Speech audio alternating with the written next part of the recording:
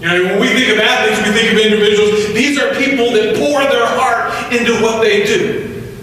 Because they're in the spotlight, because they're in front, because their job is performance-based. But the reality is, isn't all of our jobs performance-based? I started asking myself this question: do people only put their heart? Is it only reserved for the athletes? Is it only reserved for the famous people, the actors, the musicians? Or can other people actually pour their heart into what they do? You know, there are a lot of what I like to call thankless jobs out there. You know, we've all experienced those moments where we can identify somebody who's not pouring their heart into their job. For example, I was in Wisconsin the other day, and I just finished the program, and I'm hungry, and I love Subway, and so I go in and grab a Subway sandwich, and you know what? It's my favorite sub is the $5 footlong this month, the meatball marinara. Hell, dude, like I like a meatball marinara, and you go ahead and toast it too, okay? You know, maybe throw some onions on there. I'm not going to see anybody for a while. I'll brush. And she looks at me and she does this. She goes, oh. Literally, her body did that, dude. I mean, I'm like, I just ordered a sub. I never had anybody react like that before. I'm like, did I say something wrong? Is marinara a swear word in Wisconsin? He says, oh, I just washed the utensils for the meatballs, and there's so many of them, and I'm like scratching my head. I'm like, wow, I've only ever seen one utensil used to boil the meatballs. You know? I didn't realize in Wisconsin there's a whole procedure on how to get the meatballs out of the canister onto the bun. You know, and she was so just upset and downhearted about having to re-wash these utensils. I'm like, can you rock out a cold cut combo? Is that going to put you out? And she's like, okay. You know, I was in Michael's. Again, I had another situation.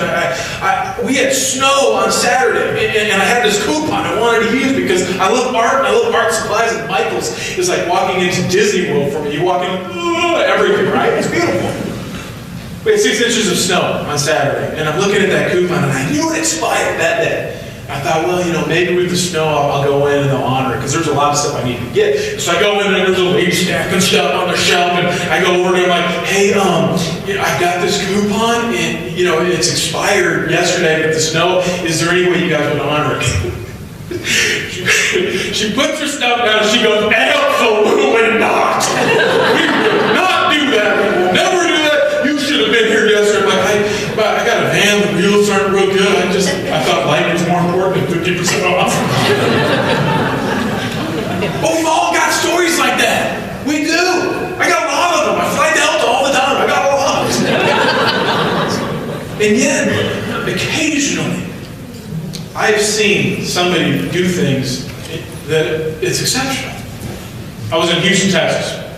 I was getting on the rental car bus. There's one bus that takes you to all the cars. And so the bus is one of the long ones, and it's full, packed full. And there was a lot of people waiting to get on this bus, and this guy, he pulls up and he jumps off, and he's got pep in his step, and he's whistling, and he's talking to people, and he's loading these bags on, and people are trying to get their bags on because that's what they're used to. They're used to that guy, you know, typically the rental car people, they pull up, they stay in their seat, they open the doors, and they just kind of wait. They look in the mirror, make sure, you know, people get all their stuff on. And even the elderly people that can't handle their 60-pound bags, he's not getting up to help. But this guy, man, he was throwing stuff. No, I got your bag. And he's whistling, and then he's saying, hey, you know, if any of you guys have any questions, I'm here for you. Then we start driving, and he pops on that little speakerphone, and he's like, hey, you are in Houston, Texas, and there's a lot of fun stuff to do in Houston. And he starts giving us all of these places that we could go and visit, places that we need to absolutely see. I mean, really, it was pure entertainment, right? We get to the rental car facility, and the guy jumps off the bus and he starts pulling stuff out and helping people. And I was one of the last guys. I was all the way in the back, and so I was just kind of watching. And I think people were so thrown by this guy's willingness to help that they weren't prepared to give him a tip.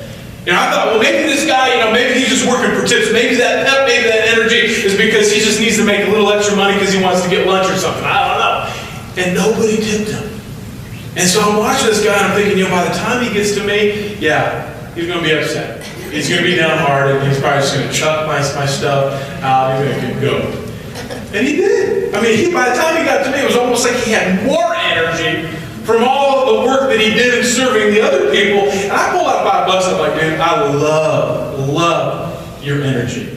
And he looks at me and he says, I love my job. And he gets on his bus and he drives away, and I thought to myself, my goodness, Here's a guy whose job is writing books. And that guy, he puts his heart into what he does.